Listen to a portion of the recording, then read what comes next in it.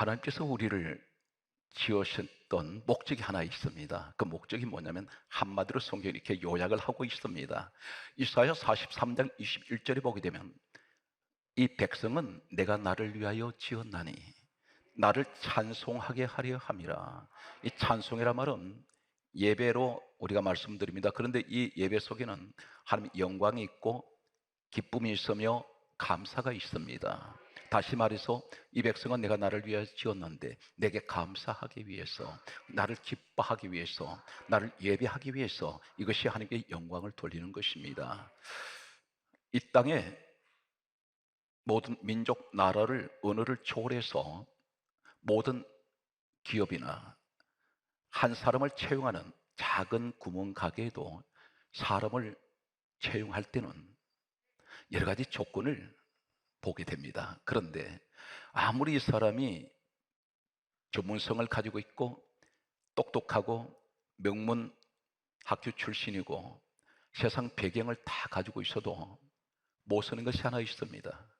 사람이 몸이 병들면 이 사람이 다른 조건은 완벽해도 국가에서도 공무원으로 쓸 수가 없고 어떤 기업에서도 이 사람 쓰지 않습니다. 뭘 하면 병들었을 때, 병은 두 가지가 있습니다. 육체의 병이 있고 마음의 병이 있습니다. 육체의 병은 눈에 보이는 것이고 마음의 병은 보이지 않습니다. 육체의 병은 인간의 방법으로 치료할 수가 있지만 마음의 병은 못 고칩니다. 치료약이 없습니다. 마음의 병이 어떤 것일까요? 하나님 보실 때 너 마음이 병들었구나. 우리 하나님은 한마디로 어떤 하나님이십니까? 불가능이 없으신 하나님, 능치 못할 일이 없으신 하나님, 그분은 전능하신 하나님. 그분이 누구세요? 바로 요한복음 1장 12절에 우리를 하나님 자녀 삼았던 우리 아버지입니다. 그런데 내가 염려하고 있을 때 하나님 불신한다는 것입니다. 여러분, 하나님의 불순종의 죄가 어떤 것이냐면 성경 말씀은 베드로전서 2장 7절에서 9절에 이렇게 말씀하고 있습니다. 하나님 말씀을 순종치 아니하면 넘어지나니 하나님 이렇게 정해 놓으셨다 있습니다. 말씀대로 산다는 것이 무엇입니까? 염려하지 말라 하였으면 염려하지 말아야 되는데 염려하고 있습니다. 하나님 보실 때 뭐라고 말씀합니까? 너 나 무시하느냐? 나는 전능한 하나님이다. 내가 너를 지었던 하나님이야. 그런데 너는 나를 지금 네가 염려하고 있는 것은 나를 불신한다는 얘기 아니냐? 네가 기도를 해놓고 믿고 구했는데도 왜 염려하니? 모든 염려를 주께 맡기라고 했지 않느냐? 그럼 내가 책임질 텐데 네가 그 염려를 끌어안고 있다 해서 문제 해결되겠냐?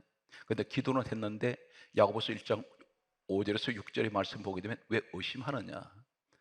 너 나를 무시하는구나. 하나님 손 안 씁니다. 성경 말씀은 또 이렇게 말씀하시죠. 염려란 말은 원문에는 메림나우, 이 메림나우가 무슨 뜻입니까? 내가 염려하고 있으면 쪼개지다, 찢어지다, 깨지다, 부서지다 뜻입니다. 뭘 말합니까? 너 나와의 관계가 부서져 버렸다. 신뢰관계가 깨져 버렸다는 것입니다. 두려워하지 말라고 했습니다. 그런데 우린 두려워하고 있어요. 이것이 마음의 병이라는 것입니다. 염려하지 말라. 염려하고 있습니다. 네 마음에 있습니다. 하나님을 믿으라 했는데 불신하고 있습니다. 걱정하고 있습니다. 불안해하고 있습니다. 그런데 혹 이 자리에 결혼하셔서 오랜 기간 동안 연애를 거쳐 온 시간이 있습니다. 그리고 사랑했기 때문에 가정을 이루어서 살아왔습니다. 그런데 살아오는 동안에 부부 사이에 상처가 생겨요. 조금만 다투면 다시 지나간 날의 그 아픈 상처를 다시 끄집어냅니다. 그리고 상대방을 질타를 하기 시작합니다. 그 질타하는 사람이나 그 소리를 듣는 사람이나 똑같이 또 상처를 받습니다. 이제 겨우 아물려고 했는데 겨우 이제는 치료가 될 것 같았는데 다시 이것이 또 재발해 버립니다. 걸고 부스러 만듭니다. 상처가 덧나버렸습니다. 주기적으로 이렇게 다툴 때마다 이 소리를 끄집어냅니다. 혹 여러분 어린 시절에 부모님께 지금 내가 나이가 40이 50이 됐는데도 그 상처를 기억하고 계십니까? 오늘 이런 마음을 가지고 있는 마음이 병들어 있습니다. 하나님께서 안 서십니다. 병자는 안 섭니다. 치료되어야 서십니다. 어떻게 치료할까요? 오늘 시간, 그 시간이 이 시간인 줄로 믿으시기 바랍니다. 이혼은 죄가 아닙니다. 그런데 사랑했던 사람이 결혼해서 살다가 이혼했습니다. 누구의 잘잘못을 얘기하기 전에 쌍방이 상처가 생겨버렸습니다. 만날 때는 그렇게 아름답고 행복한 만남이었는데 헤어질 때 온갖 저주 섞인 소리를 하게 되고 비난과 비판과 조소 섞인 말을 하면서 돌아섰습니다. 세월이 흐르면서 이 상처가 그대로 남아 있습니다. 그 사람 생각하면 원망, 미움, 그리고 이 사람에 대한 저주가 아직도 그 마음에서 가시질 않습니다. 이 마음을 품고 있으면 예수 안에 계신 사람은 하나님 안 서십니다. 치료되어야 됩니다. 우리는 어떤 사람입니까? 에베소서 1장 4절에 창세전에 예수 그리스도 안에 있는 사람은 택하셨습니다. 난 택함 받았습니다. 어디에서? 예수 그리스도 안에 분명히 있습니다. 택함 받은 사람은 요한일서 1장 7절에 이렇게 기록하고 있습니다. 예수의 피가 우리를 모든 죄에서 깨끗하게 하셨습니다.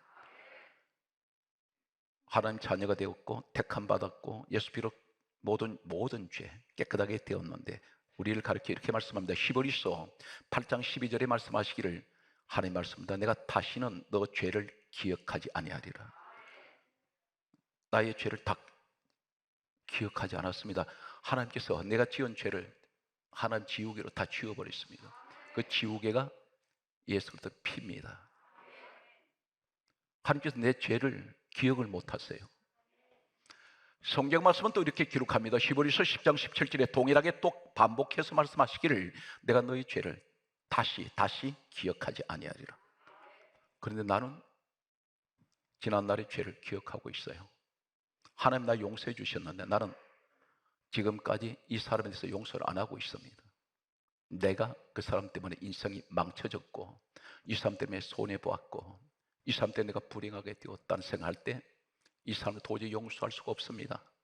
나를 사기를 친 사람, 가장 믿었던 사람인데 내 행복을 송두리째 망가뜨렸던 사람, 내가 어떻게 그 사람을 잊겠습니까? 이렇게 생각하는 사람이 있을 것입니다.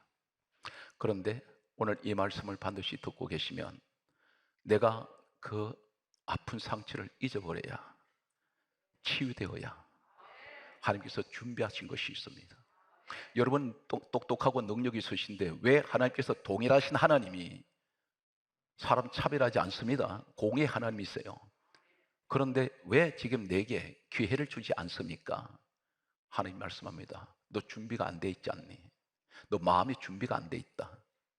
너는 보는 것마다 비판적이고 너 마음속에 원한을 가지고 있지 않느냐? 나는 십자가에 내가 지기까지 너 죄 때문에 내가 죽었는데 너는 그 사람을 용서 못하는구나. 너는 나하고 나 코드가 안 맞아. 내가 너한테 맞출 수가 없고 너는 내게 맞춰라. 오늘 이렇게 우리에게 말씀하실 것입니다. 성경 말씀을 이제 소개합니다. 이사야 43장 18절에 구약과 신약의 한 군데씩 짚고 넘어가겠습니다. 너희는 이전 일을 기억하지 말고 옛적 일을 생각하지 말라. 이전 일, 옛적 일이 뭡니까? 내 지나온 시절에 내 뒤를 돌아보았더니 상처뿐이었고 아픔밖에 없었습니다. 그런데 너 이전 일 기억하지 마. 옛적 일을 생각하지 마라. 기억도 하지 말고 생각도 하지 마라. 어떻게 되겠습니까? 너가 만든 종이배 있지 않니? 너 인생의 종이배 다 구겨졌다. 그거 흐르는 강물에 띄워보내. 흘러가는 물은 다시 돌아오지 않습니다. 이제는 그 종이배 같은 구깃구깃해진 내 인생에 망가져버린 거 이거 다 떠내려보내고 상대방이 어떤 사람이었든 너 마음속에서 지워라. 너에겐 절대 생산성이 없어. 도움이 안 된다. 너 마음에 병만 생겨. 그러니 원망도 그치고 용서해라. 그러면 성경 말씀이 뭐라고 말씀합니까? 이사야 43장 18절에 너희는 이전 일을 기억하지 말고 옛적 일을 생각하지 말라. 19절에 뭐라 말씀합니까? 보라, 내가 새 일을 행하리니 이제 나타낼 것이라. 누가 하시겠다는 것입니까? 하나님께서 하시겠다는 것입니다. 너는 그냥 기억도 하지 말고 잊어버리기만 해라. 생각하지 마. 그러면 내가 보라, 이 말은 네가 보지 못했던 세계를 내가 보여주며 내가 새 일을 행하리니, 이 새 일은 너는 도저히 상상 못한 일이다. 내가 준비되어 있잖아. 내가 설계했잖아. 나는 너를 향한 하나님 내 뜻이 있다. 이제 나타낼 것이야. 단 너는 이전 일을 기억하지 마라. 옛적 일을 생각하지 마라. 하나님께서 그렇게 말씀합니다. 고린도 후서 5장 17절에 신약에는 뭐라고 말씀합니까? 누구든지 그리스도 예수 안에 있는 사람은 새로운 피조물이라. 이전 것은 지나갔으니 보라, 새 것이 되었도다. 이전 것은 다 지나갔다. 그러므로 이제는 앞을 보고 나아가야 되는 미래 지향적인 사람이 되라는 것입니다. 과거에 잡히지 마세요. 과거에 잡혀 계시면 부부가 지나간 날을 가지고 아무리 상대방이 잘못한 일이 있어도 그것을 계속 재론을 하고 계속 몇십 년 전에 그걸 끄집어내서 계속해서 문제 삼으면 가정 불행해집니다. 결국은 가정이 깨져버립니다. 여러분, 털면 먼지 안 나는 사람 여기 있습니까? 다 먼지 납니다. 털지 마세요. 우리 주님은 덮으러 오셨습니다. 아픈 상처는 잊어버리십시오. 그리고 내일을 준비하시기 바랍니다. 누가 준비하십니까? 하나님이 설계도를 갖고 계세요. 내 인생 설계도로. 나이가 몇 살인지 그거 논하지 마십시오. 사람의 생각은 내 나이 몇 살인데 그것은 당신 생각이고 당신의 수학 계산법인데 하나님은 나이 상관없습니다. 오늘 성경 말씀을 보게 되면 하나님께서 이전 일을 기억하지 않고 옛적 일을 생각하지 않았던 사람, 놀라운 축복을 받은 대표적인 한 사람이 있습니다. 이 시대에 이 말씀을 왜 주십니까? 바로 우리에게 하시는 말씀입니다. 너가 그 자리에 서라는 것입니다. 그 사람이 누구인가요? 구약의 요셉이라는 사람입니다.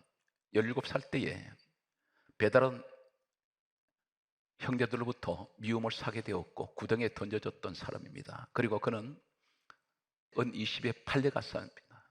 팔려갔는데 누구에게 팔렸습니까? 형제들에게 팔렸습니다. 10명의 형제들이 한결같이 요셉을 팔아버렸습니다. 그 돈 어디에 썼는지는 모릅니다. 그런데 은 20에 팔아버렸던 이 요셉은 낯선 이국 땅에 가서 언어도 통하지 않는 그곳에 가서 노예 생활을 하게 됩니다. 무려 13년. 이 사람 마음에 원한이 생길 수 있습니다. 저주의 마음을 가질 수 있습니다. 내가 어떻게 하든지 살아서 이 원수를 갚아야 되겠다는 생각을 가질 수 있습니다. 노예로 갔던 그는 감옥으로 또 들어갑니다. 모함을 또 받습니다. 비참한 13년의 세월 끝에 국무총리로 하나님이 세우셨습니다. 자신이 노력한 거 하나도 없습니다.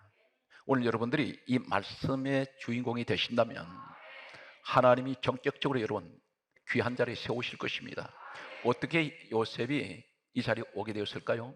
한마디로 아들 2명을 낳았을 때에 그 이름의 의미 속에 이 비밀이 들어 있습니다. 창세기 41장 51절에 보게 되면 큰아들 므낫세가 태어났습니다. 태어났을 때 이름을 이렇게 짓습니다. 이 므낫세라는 이름의 뜻은 하나님께서, 대단히 놀라운 선언을 합니다. 하나님께서 내 모든 고난과 내 아버지 집에 온 집 일을 잊어버리게 하셨다 하며, 내 모든 고난을 언제까지? 30년 동안에 겪었던 모든 고난 잊어버렸습니다. 내 아버지 온 집 일, 형들이 나를 팔았던 것, 그리고 내가 노예로 끌려왔던 이 모든 상황이 내 집에, 우리 아버지 집에서 일어났던 일이었습니다. 그런데 잊어버렸다는 것입니다. 아픔이 없습니다. 상처가 없습니다. 하나님께서 이 사람 아들이 므낫세란 뜻은 하나님이 나의 모든 고난과 나의 아버지 온 집일을 잊어버리게 했습니다. 그래서 그 이름이 므낫세입니다. 지금도 유대인들은 인사를 할 때 므낫세 이렇게 부를 때 뭐라고 하냐면 나는 당신의 과거에 나에게 했던 모든 잘못은 잊어버렸습니다. 이 뜻입니다. 부부 사이에 항상 므낫세가 있기 바랍니다. 므낫세 다음에 둘째 아들 낳았을 때 에브라임이라고 이름을 짓습니다. 에브라임이란 이름의 뜻이 어떤 뜻입니까? 창세기 41장 52절에 여기서 또 강조합니다. 하나님께서 내가 수고한 땅에서 번성하게 하리로다. 에브라임, 잊어버릴 때 번성이 옵니다. 이것이 순서입니다. 에브라임은 번성이라는 뜻입니다. 여기 전제가 뭡니까? 하나님께서. 나는 저 사람을 용서할 수가 없는데, 그런데 하나님께서 용서할 수 있는 마음을 주셨다는 것입니다. 오늘 여러분 이 마음을 품으시기 바랍니다. 오늘 성경 말씀은 보게 되면 한 가지 일련의 공통적인 내용이 나오는 것을 보게 됩니다. 우리가 성경의 인물들 가운데 위대한 믿음의 사람들을 보게 되면 노아, 아브라함, 그 다음에 또 누가 있습니까? 여기 몇 사람 열거한다면 그 다음에 모세, 그 다음에 다윗, 이런 사람들 열거를 합니다. 그리고 엘리야, 엘리사를 이어지는, 또 신약에 와서는 7 귀신 들렸던 막달라 마리아, 그리고 탕자가 돌아왔던 사건, 여기까지 7명을 우리가 살펴보면 공통적인 한 가지가 있습니다. 시대가 다르고 사람이 다르고 장소는 다 다른데, 오늘 성경 누가 기록했습니까? 이사야 34장 16절에 보게 되면 하나님께서 성경을 기록하게 하셨습니다. 그러면 이 내용 속에는 하나님의 마음이 있습니다. 우리 하나님의 마음은 어떤 마음인지를 가르치고 있습니다. 신약의 한 군데 더 말씀드리면 디모데후서 3장 16절에 모든 성경은 하나님의 감동으로 기록이 되어 있습니다. 전부가, 여러분 가지고 있는 성경은 사람이 기록을 했는데 전부 하나님의 생각, 하나님의 뜻이 그 속에 있습니다. 그래서 말씀을 가르쳐 생명이라고 그랬습니다. 오늘 성경 보게 되면 노아 이야기를 하겠습니다. 노아가 500세가 넘었을 때, 나이가 넘었을 때 하나님을 만나게 됩니다.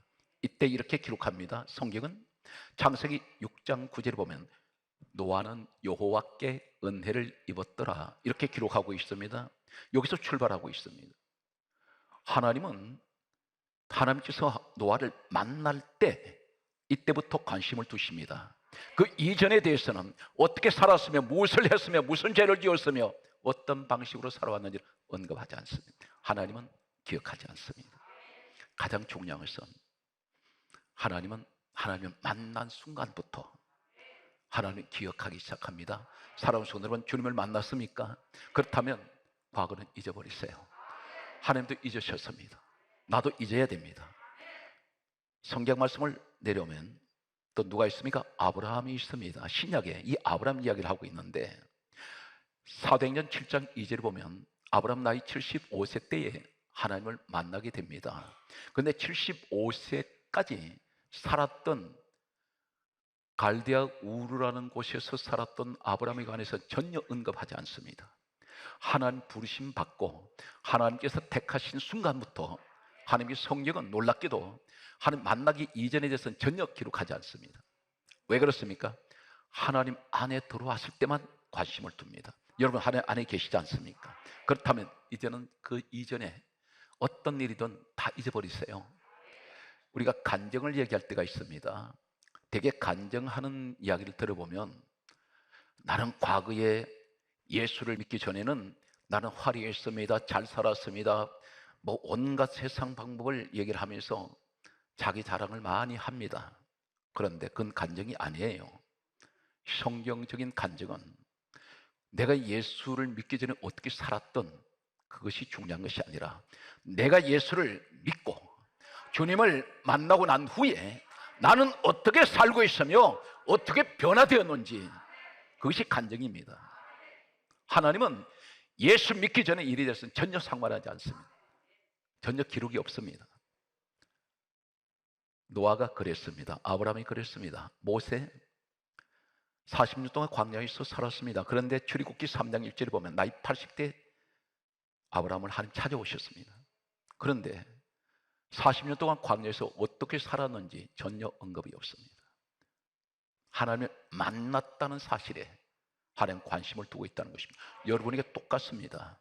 내가 과거에 어떻게 살았는지 하나님 그것에 관심 두지 않습니다. 그 가지고 책망하지 않습니다. 예수를 몰랐기 때문에. 그런데 예수 안에 들어온 순간 이전 것은 기억하지 말고 옛적 일을 생각하지 말아야 됩니다. 그러므로 누구든지 그리스도 예수 안에서는 새로운 피조물이 되었습니다. 이전 것은 지나갔으니 보라 새 것이 되었도다. 오늘 성경 말씀은 또 성경에 보게 되면 또 한 사람이 있습니다. 사무엘상 16장 13절에 다윗이 있습니다.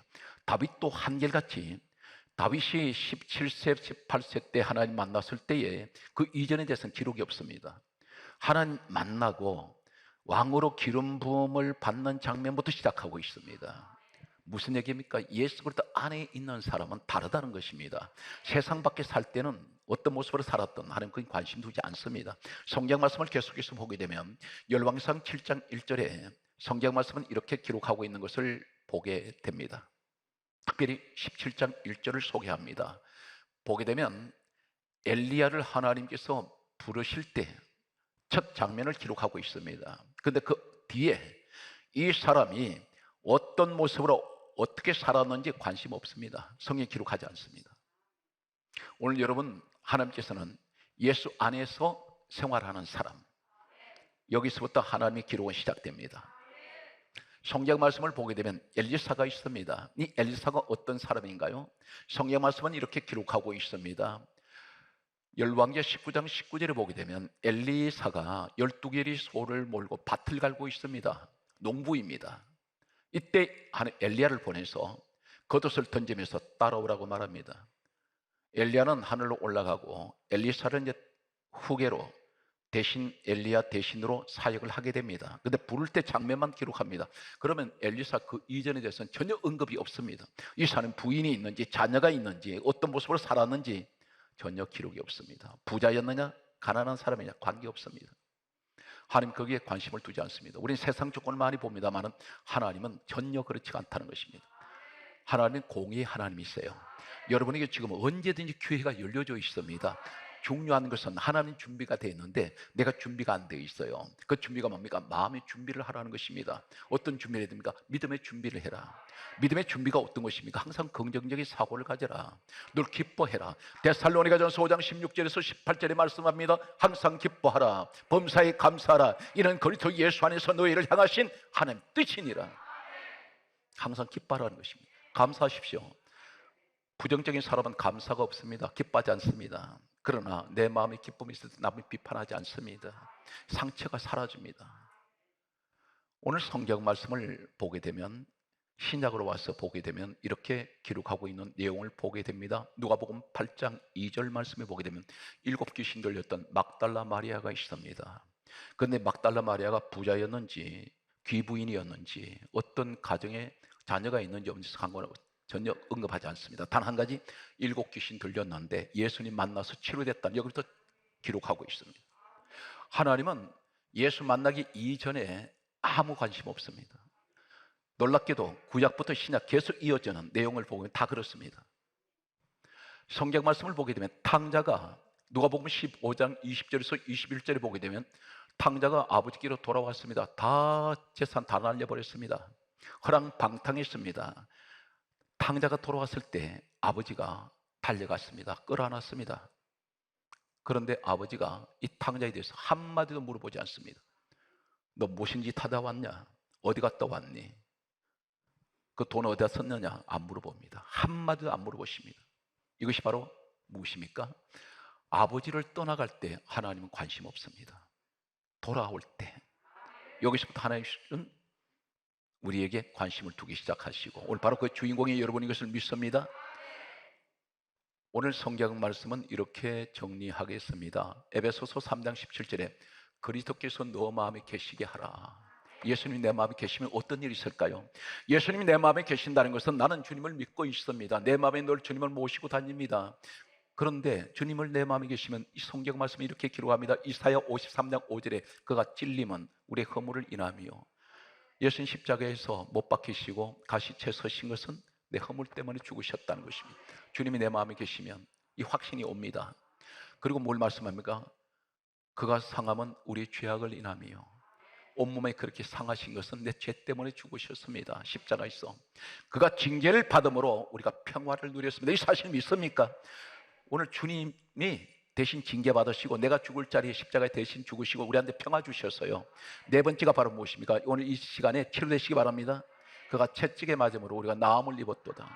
나는 고쳐졌습니다. 몸만 60만 치료된 게 아니라 내 마음의 병도 고쳐졌습니다. 그래서 성경 강조합니다. 이사야 43장 25절에 성경 강조합니다. 하나님께서는 우리의 모든 죄를 다시는 기억하지 않는다. 이 사실 믿습니까? 기억하지 않습니다. 성경 말씀은 그러므로 우리에게 뭘 말씀합니까?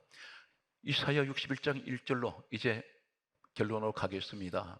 이사야 61장 1절에 보게 되면 주의 영은 마음이 상한 자를 고치시나니.